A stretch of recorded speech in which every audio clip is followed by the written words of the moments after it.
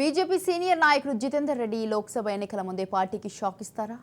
Mahabub Nagar parliament ticket ఆశించి భంగపడ్డ ఆయనను CM Revanth Reddy Congress పార్టీలోకి ఆహ్వానించారు. ఏకంగా జితేందర్ రెడ్డి నివాసానికి వెళ్లి మరీ మర్యాదపూర్వకంగా కలిశారు. ఆయన హస్తం పార్టీలోకి రావాలని ఆహ్వానం పలికారు. నిర్ణయం జితేందర్ రెడ్డి వద్ద ఉన్నది. ఇక మహబూబ్ నగర్ నుంచి అభ్యర్థిగా కాంగ్రెస్ పార్టీ ఇప్పటికే వంశీచంద్ రెడ్డిని ప్రకటించిన సంగతి తెలిసిందే.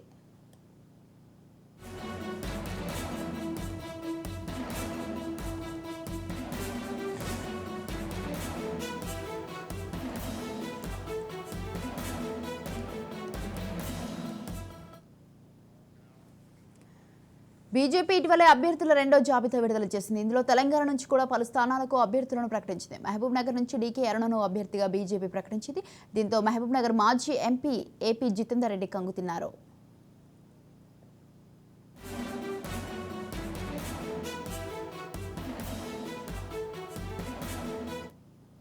2014లో మహబూబ్ నగర్ స్థానంలో బీఆర్ఎస్ నుంచి పోటీ చేసిన జితేందర్ రెడ్డి గెలిచారు. ఈసారి తనకే టికెట్ వస్తుందని జితేందర్ రెడ్డి ఆశించారు. కానీ బీజేపీ హైకమాండ్ ఆయనకు మొండి చేయి చూపించింది. దీంతో ఆయన తీవ్ర నిరాశలో కూరుకుపోయారు.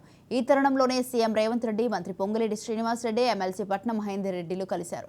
జితేందర్ రెడ్డిని కాంగ్రెస్లోకి ఆహ్వానించారు. తనకు టికెట్ రాకపోవడంతో బాధపడ్డారని, అందుకు తనను ఓదార్చడానికి సీఎం రేవంత్ రెడ్డి వచ్చారని జితేందర్ రెడ్డి తెలిపారు. తాను బీజేపీలోనే ఉన్నానని స్పష్టం చేశారు.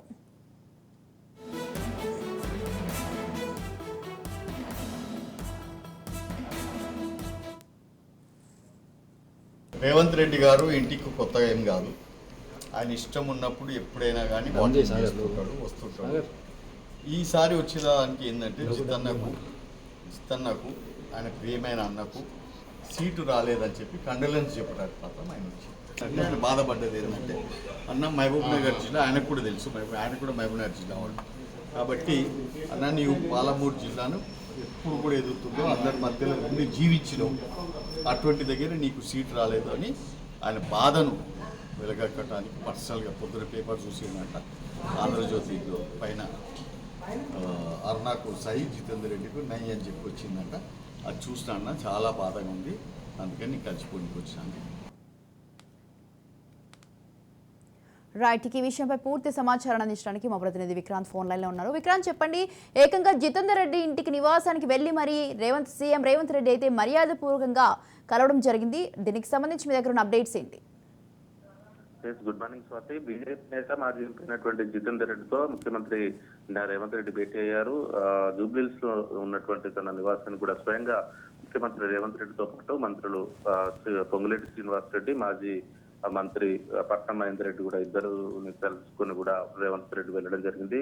ఇటీవల బీజేపీ ప్రకటించినటువంటి లిస్ట్ లో కూడా మహబూబ్ నగర్ కి సంబంధించి కూడా మహబూబ్ నగర్ పార్లమెంట్ స్థానాన్ని మాత్రం జితేందర్ రెడ్డి ఆశించారు. కానీ అదే పార్టీకి సంబంధించి ఉపాధ్యక్షులుగా కొనసాగుతున్నటువంటి డీకే అరుణకు మహబూబ్ నగర్ టికెట్ కేటాయించడంతో కూడా జితేందర్ రెడ్డి కొంచెం డైలమాలో ఉన్నాడు. పార్టీ వీడాలా అన్న ఆలోచనలు చేస్తున్న సమయంలోనే ముఖ్యమంత్రి రేవంత్ రెడ్డి కూడా పిసిసి అధ్యక్షుడిగా కూడా కొనసాగుతున్న సమయంలో తన ఇంటికి వెళ్లడం కూడా అన్ని వర్గాల్లో కూడా చర్చనీయాంశమైంది. స్వయంగా ముఖ్యమంత్రి వెళ్లడంతో కూడా జితేందర్ రెడ్డి ఖచ్చితంగా పార్టీ మార్పు అనేది ఖాయమని తేలింది. ఈ నేపథ్యంలోనే ముఖ్యమంత్రి రేవంత్ రెడ్డి కూడా దాదాపు గంటన్నర పాటు కూడా ఏకాంతంగా చర్చలు జరిపాడు. పార్టీలోకి ఆహ్వానించినట్లుగా కూడా తెలుస్తా ఉంది. మల్కాజ్గిరి పార్లమెంట్ స్థానాన్ని కూడా ఆఫర్ చేసినట్లుగా తెలుస్తా ఉంది. ఈ రోజు కూడా ఏఐసిసికి సంబంధించి కాంగ్రెస్ పార్టీ ఎన్నికల కమిటీ కూడా సమావేశం ఉంది. దానికి స్వయంగా ముఖ్యమంత్రి రేవంత్ రెడ్డి కూడా హాజరు కాబోతున్నారు. పార్లమెంటు అభ్యర్థుల నిర్ణయాలపై కూడా ఈ రోజు చర్చ జరుగుతుంది.